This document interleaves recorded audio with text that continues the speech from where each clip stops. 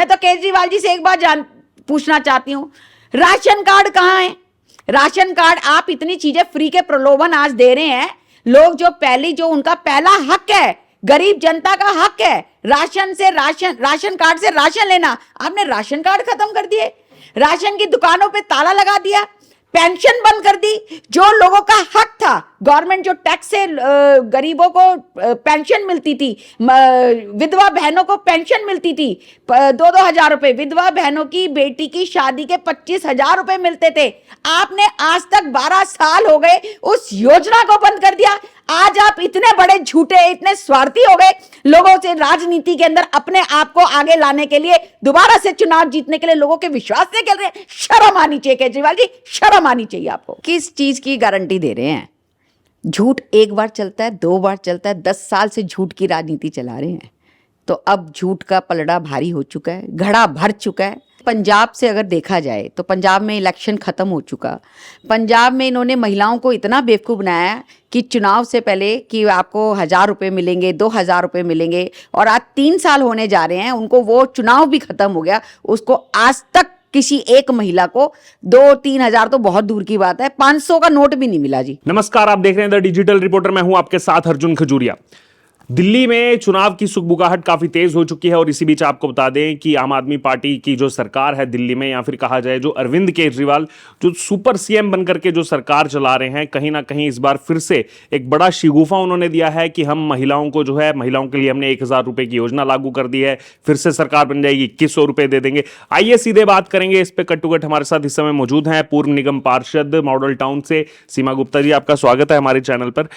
इस बार का जो चुनाव है, और कहीं ना कहीं पिछले कुछ चुनावों से देखा जा रहा है कि महिला केंद्रित चुनाव हो रहे हैं, चाहे महाराष्ट्र हो चाहे मध्य प्रदेश हो, और महिलाओं का रुझान जिस तरफ है, सरकार उसी की बन रही है, ऐसा भी देखने को मिल रहा है। अब अरविंद केजरीवाल ने कह दिया है चुनावों से पहले कि हम योजना ला चुके हैं और हम जो है 1,000 रुपया दिल्ली में महिलाओं को देने जा रहे हैं। तो ये कितना बड़ा मास्टर स्ट्रोक आपको लगता है अरविंद केजरीवाल का? 100% बेवकूफ बनाने का मास्टर स्ट्रोक है।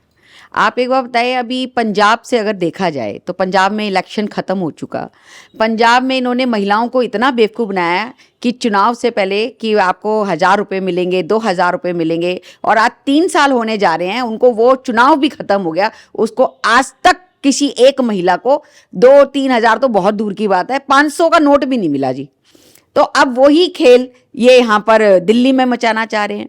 आप पानी दे नहीं सकते, किसी को बिजली दे नहीं सकते, जो कि आपने पहले ही 10 साल की चुनाव नीति में कहा कि हम पानी फ्री देंगे, बिजली फ्री देंगे। अब आप महिलाओं को बेवकूफ़ बना रहे हैं। महिलाओं को आप क्या कह रहे हैं? आप क्या समझते हैं महिलाओं को? महिलाएं बहुत स्वाभिमानी हैं। चाहे आप फ्री बसों का लुफ़ा दीजिए, चाहे आप 1,000 रुपये का लुफ़ा दीजिए, चाहे आप 2,000 रुपये का लुफ़ा दीजिए।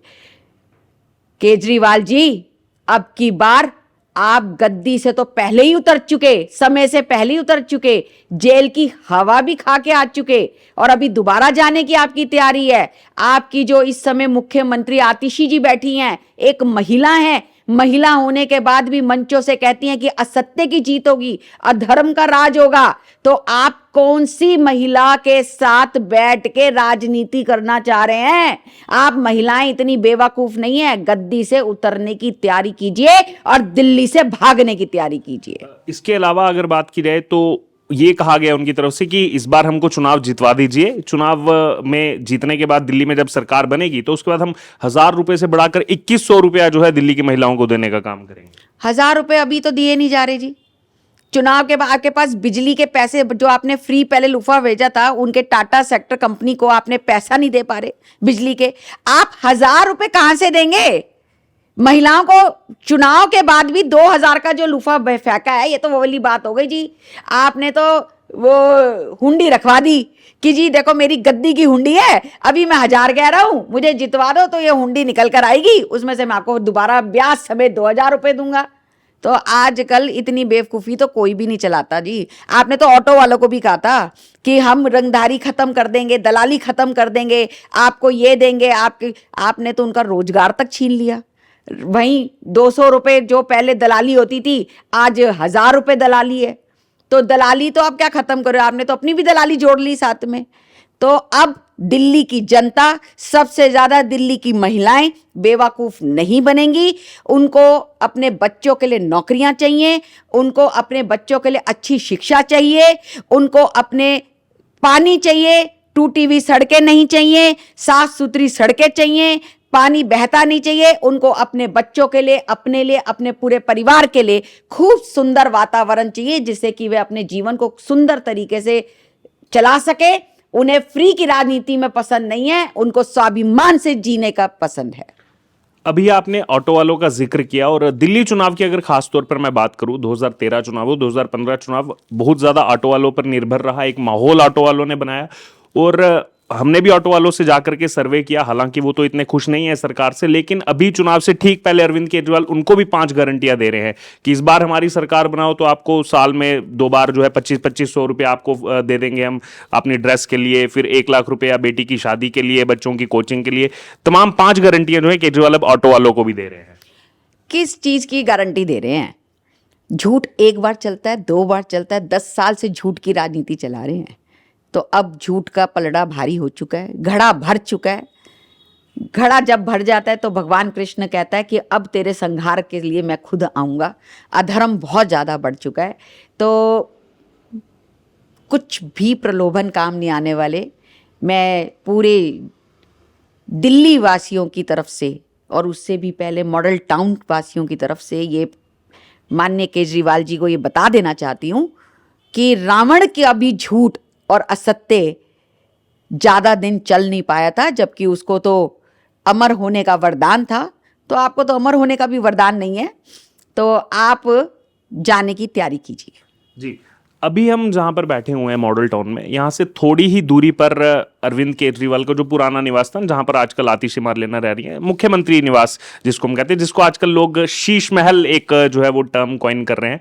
तो क्या लग रहा है कि शीश महल का मुद्दा इतना ज्यादा उठा, अभी भी वीडियोज लगातार आ रही हैं कि जो अपने आप को आम आदमी कहते थे, कभी गाड़ी बंगला कुछ नहीं लूंगा और इतना ऐशो आराम से पब्लिक के पैसे से, क्या इस चुनाव में शीश महल एक मुद्दा होगा? क्या दिल्ली की जनता शीश महल के मुद्दे को देखते हुए इस बार वोट करेगी? क्या लग रहा है आप? देखिए, शीश महल का जहां तक बात है, शीश महल मुद्दा तब ना होता जब ये झूठ के पुलिंदे ना बांध रहे होते।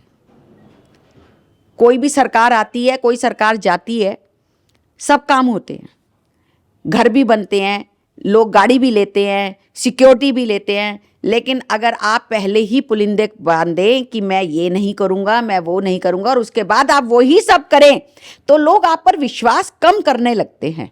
या तो आप बोलो कुछ नहीं, ये तो एक प्रक्रिया है, सबके साथ है, आपके साथ भी हो गई तो कोई बड़ी बात नहीं है। लेकिन आप झूठ की सरकार चलाते हैं, आप पर लोगों ने विश्वास करना बंद कर दिया है। विश्वास आदमी उसी का करता है जो कथनी और करनी में फर्क नहीं करता। आपकी कथनी में भी और आपकी करनी में भी, दोनों में फर्क है। उसके अलावा अगर बात की जाए, एक चीज पर लोग जो है ज्यादा डिस्कस नहीं कर रहे हैं, लेकिन हम जो है मीडिया से हैं तो हम करीबी से उस चीज को देखते हैं। जब से अरविंद केजरीवाल जेल से बाहर आए हैं, क्योंकि उन जो कंडीशनल बेल मिली कि आप पावर्स का इस्तेमाल नहीं कर सकते, सीएम हाउस नहीं जा सकते, तो उन्होंने इस्तीफा देकर के आतिशी मार्लेना को सीएम बनाया। लेकिन अभी हम जितनी भी चीजें देख रहे हैं, जहां भी कुछ कार्यक्रम हो, आतिशी मार्लेना तो वहां रहती हैं, लेकिन ऐसे लगता है कि अब भी सुपर सीएम के नाते अरविंद केजरीवाल ही काम कर रहे हैं। तो इस पर क्या दिल्ली की जनता देखेगी इस चीज को, इन सब चीजों? बिल्कुल देखेगी। जनता बहुत कुछ देखती है जी, ये पुरानी जनता नहीं है, अब ये जाग चुकी है। इसमें पढ़े लिखे बच्चे हैं, युवा शक्ति जाग चुकी है। हर युवा सवाल करना जानता है, वो अपने अधिकार को पाना जानता है। अगर आज वो वोट कर रहा है तो उसको पूरा अधिकार है कि वो वोट किसको कर रहा है, क्या वो उसका हकदार है। अगर आप मुख्यमंत्री किसी को बिठा दें, काम करने वाला व्यक्ति कोई और हो, जवाब देने वाला व्यक्ति कोई और हो, तो ऐसी सरकार को तो आपने 15 साल पहले कांग्रेस सरकार के रूप में धिक्कारा था। वहां पे भी तो मनमोहन सिंह गद्दी पे बैठते थे, काम करती थी सोनिया गांधी जी, तो सबने धिक्कारा था ना जी। जो गद्दी पे बैठे, जो फाइल पर साइन करे, वो जो जनता की बात सुने, जिसको जनता अपना माने, वो ही मुख्यमंत्री होता है। और वो ही मुख्यमंत्री पूरी जनता का एक चेहरा बनकर आगे काम करता है। आपकी पार्टी में तो यही नहीं पता कि कौन काम कर रहा है, कौन काम नहीं कर रहा, कौन राजा है, कौन सेनापति है। तो इसीलिए जनता बगला जाएगी। जनता को इस समय झूठ की सरकार नहीं चाहिए। वो कंपेयर कर रही है इस दिल्ली की सरकार को केजरीवाल की कथनी को और मोदी जी की कथनी को, क्योंकि उन्होंने हर समय मोदी जी को ललकारा कि मोदी जी झूठ बोलते हैं, मोदी जी ये काम नहीं कर रहे, मोदी जी ये काम नहीं कर रहे। मैं तो केजरीवाल जी से एक बात पूछना चाहती हूं, राशन कार्ड कहां है? राशन कार्ड आप इतनी चीजें फ्री के प्रलोभन आज दे रहे हैं।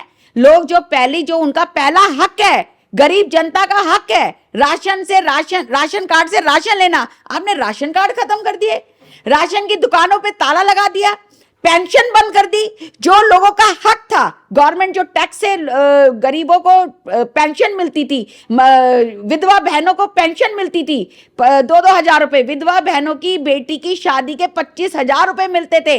आपने आज तक 12 साल हो गए उस योजना को बंद कर दिया।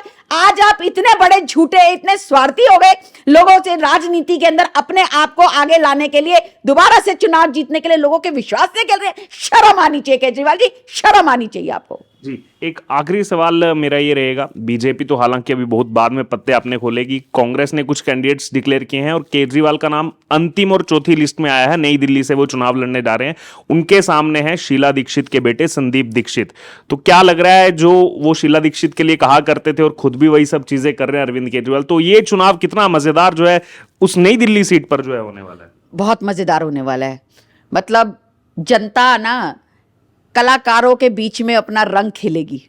मैं तो आपको सिर्फ यही बताना चाहती हूँ, ये सब कलाकार बन रहे हैं, चाहे वो केजरीवाल सरकार हो, चाहे वो कांग्रेस सरकार हो, सब अपना कलाकारी कर रहे हैं। लेकिन भारतीय जनता पार्टी का सिपाही जब मंच पर आएगा, मैदान में आएगा, तो सब कलाकारों की छुट्टी कर कर भारतीय जनता पार्टी का पश्चिम फहराएगा। तो ये आपने सुना हमारे साथ सीमा गुप्ता जी को, जो कि पूर्व में पार्षद भी रह चुके हैं मॉडल टाउन से, और अभी जो पूरा चुनावी समीकरण इस समय चल रहा है, कहीं ना कहीं महिलाओं पर जो है जोर दिया जा रहा है। पिछले कुछ चुनावों से हम देख रहे हैं और खुद महिला भी हैं, तो इसीलिए हमने आकर के जो है इनसे बात की, चुनावी चर्चा की। अब आपकी इस पूरी चुनावी चर्चा से जो राय हो, आप जरूर हमारे साथ कमेंट बॉक्स में शेयर करें और बने रहें तमाम अपडेट्स के लिए द डिजिटल रिपोर्टर के साथ।